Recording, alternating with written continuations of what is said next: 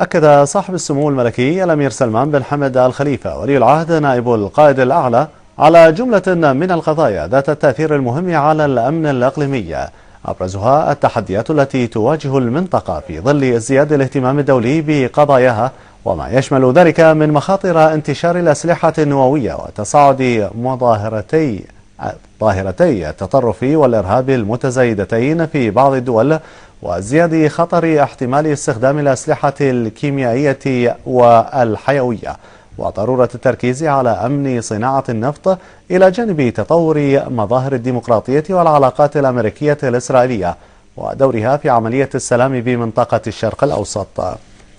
وأشار سموه بأن هذه التحديات كانت موجودة قبل مظاهر ما يسمى بالربيع العربي، جاء ذلك خلال الكلمة التي ألقاها سموه في حفل افتتاح منتدى حوار المنامة الثامن الذي تنظمه المؤسسة الدولية للأبحاث الاستراتيجية في الفترة من 7 وحتى 9 من ديسمبر الجاري لمناقشة عدد من القضايا المتعلقة بالأمن الإقليمي.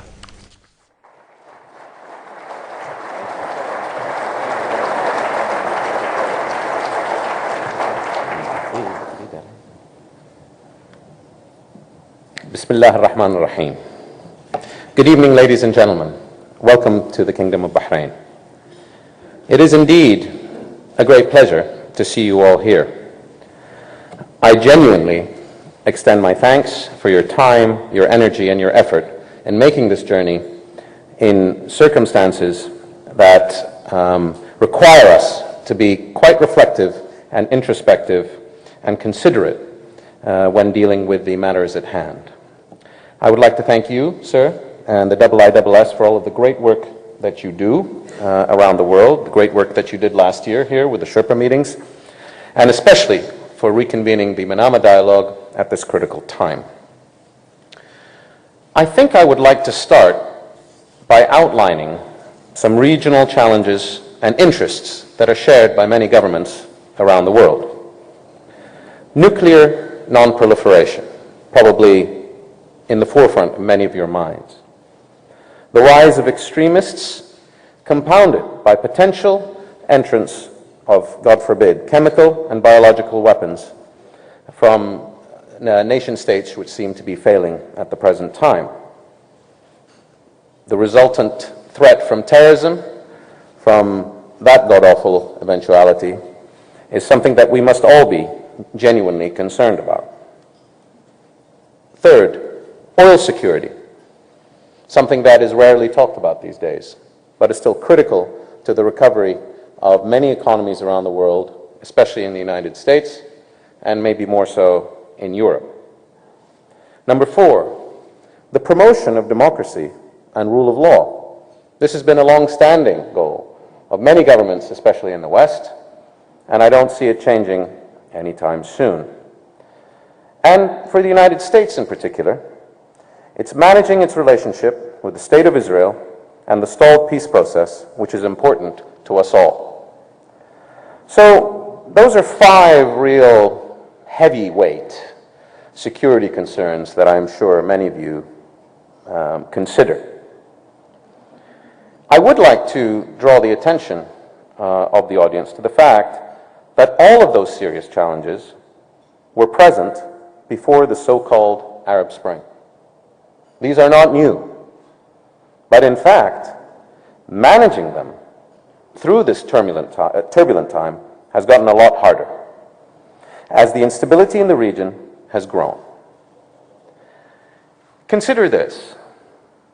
Never before has such a surge in democratic rights and threats to freedom been so apparent at the same time.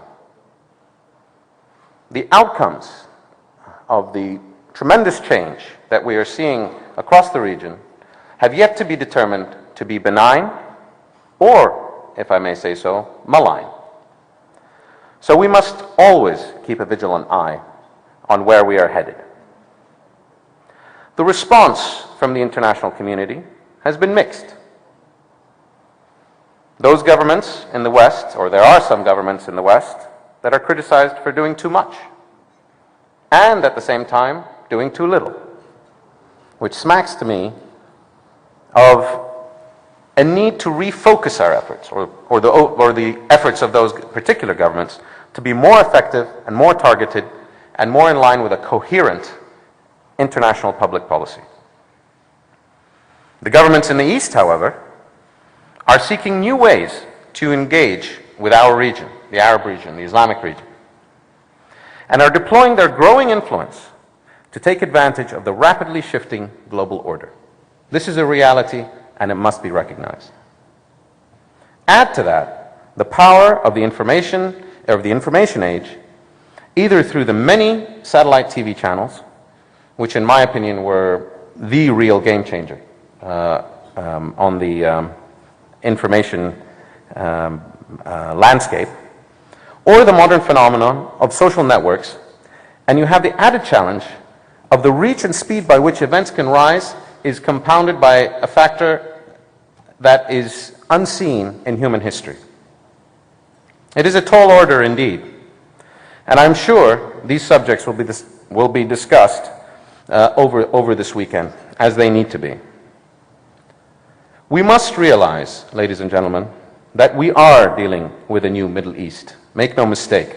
Anyone who doesn't recognize that is fooling themselves or deluding themselves. It is, however, my thesis that it is the tried and true tools of statecraft that will let us emerge from this tumultuous time with the least human harm done. And let me explain that from a personal experience. You are aware we had our own experience with the so-called Arab Spring last year. It delayed the Manama Dialogue and caused a lot of harm to the society of my beloved kingdom. In our case, it divided the nation. And while relative calm has returned to the kingdom, there are many wounds to be healed on all sides. I would like to take, though, this opportunity to thank those who got us to this point of relative calm. First and foremost, the member states of the GCC. Thank you. In particular, notice must be given to the Kingdom of Saudi Arabia and the United Arab Emirates, without whose actions and words we would have been in a far different place. They did not put their young men in the face of danger or their money into developmental projects to subjugate the people of the Kingdom of Bahrain. They did so to deter any external aggressor from taking advantage of what was then a very, very difficult and unpredictable and uncertain time. So to the Kingdom of Saudi Arabia and to the United Arab Emirates, we will never forget your stand during our difficult time. I would personally like to thank many in the West who were very kind to me and what I had tried to achieve by promoting dialogue between all of the disparate groups here in the Kingdom of Bahrain. Your support to me has been invaluable over the past difficult 18 months. However, I would in particular like to thank the diplomats, the leadership, and the government of Her Majesty Queen Elizabeth of the UK. You have stood head and shoulders above others. You have engaged all stakeholders. You have kept doors open to all sides in what was a very difficult and sometimes unclear situation. Your engagement and your help in police reform, in judicial reform, your direct engagement with the leadership of the Kingdom of Bahrain and with members of the opposition has saved lives. And for that, I will be personally, eternally grateful. Thank you. I would like to thank those in the East who received us with open arms, the governments of Singapore, Korea, and Japan. You deserve our thanks and our respect. Thank you very much. And moving on from state actors, I would like to thank the members of the BICI, the commission, the International Commission, which did the investigation into the abuses and the reality of what took place last year. It was an unprecedented move by a government to invite eminent human rights lawyers and investigators to the kingdom to document exactly what had happened. It is through that good work that we have a realistic picture of what occurred last year, and it fundamentally, and I cannot stress this enough, it fundamentally changed the political landscape of the kingdom. It allowed for a calming of the events which were taking place. It created a unified discourse or document which outlined what had indeed taken place, and it prevented many people from exaggerating events or spinning events, let me put it that way, in a manner beneficial to their particular point of view. So I'd like to thank them. I would like to thank internally our Ministry of Interior, which has been extremely forward-leaning in pursuing reform agendas, whether it's training police or changing their tactics on the ground.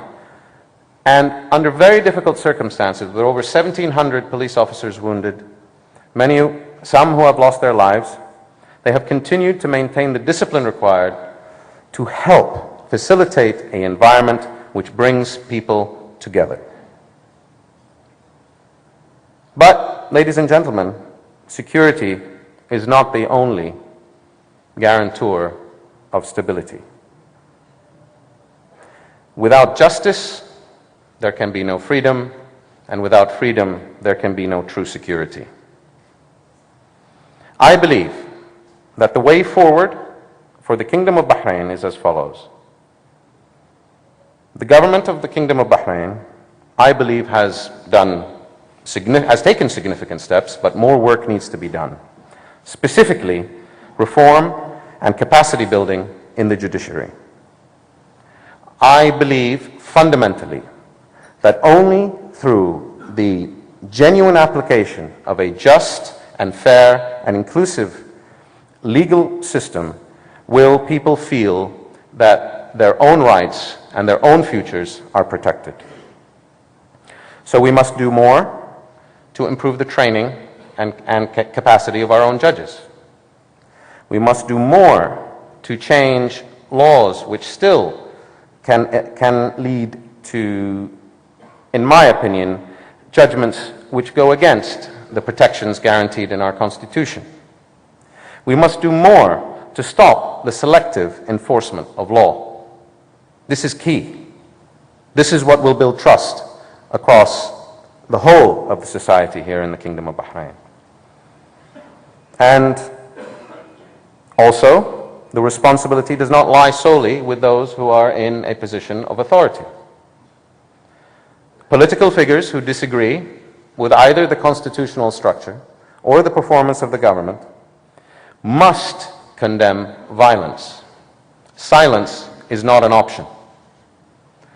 I call on all of the senior leadership of those who disagree, including the Ayatollahs, to condemn the violence on the streets unequivocally, and more, to prohibit it. Ladies and gentlemen, unleashing people power means that we must respect the opinions of people. And there is a silent majority here in the Kingdom of Bahrain who feel their voices are unheard. They are the ones who go to sleep at night with no security on their gates. They are the ones who lived in mixed communities, representing different sects, ethnicities, political beliefs. They are the ones who have to live day to day with the specter of a sectarian conflict erupting that may damage themselves or their own interests, their future, or their children at any time. And that cannot be allowed to happen. Responsible leadership is called for. And that is because the majority of the people of Bahrain want a solution that puts the events of last year firmly in the past, and I believe that dialogue is the only way forward. Geopolitically, demographically, and historically, the differing political views represented in different or disparate political groups here in Bahrain must be reconciled. And they will only be reconciled by sitting together and agreeing a framework where the limit of what is acceptable is the limit of what is unacceptable to the other, with the ultimate goal being to reach an agreement. So, we have our work cut out for us, but the international community must play its part.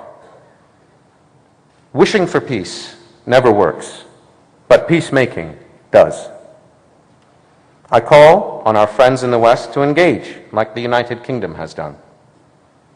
Engage all stakeholders. Train all groups. Work with us to make our environment, our capacity greater and stronger. Stop exclusively scrutinizing government actions alone. There is a moral responsibility on all sides to work to bring the Bahraini body politic together. We must heal these wounds. We must stop the violence. We must reduce the fear, and we must stop the bigotry. I call on you unequivocally to condemn violence if ever it occurs. We will continue to do our part, but you will help us all if you do yours. Ladies and gentlemen, I am not a prince of Sunni Bahrain. I am not a prince of Shia Bahrain. I am a prince of the Kingdom of Bahrain. And all mean a great deal to me personally. And I soon hope to see a meeting between all sides, and I call for a meeting between all sides, as I believe that only through face-to-face contact will any real progress be made. It even doesn't have to be on a very serious subject. But meetings must start to take place to prevent us sliding into an abyss that will only threaten all of our national interests. As we, here in the Kingdom of Bahrain, although small, are large in what we symbolize, what we represent, and what we have achieved. His Majesty, the King of Bahrain, was a pioneer of the reform process here in the Middle East. We started well before September the 11th, and we continue to commit ourselves to move forward in the future. So, all I can say is, history has taught us that the path to progress is not always linear. There are setbacks, there are challenges. But if we hold human dignity, human security, and justice above all else, then we will prevail.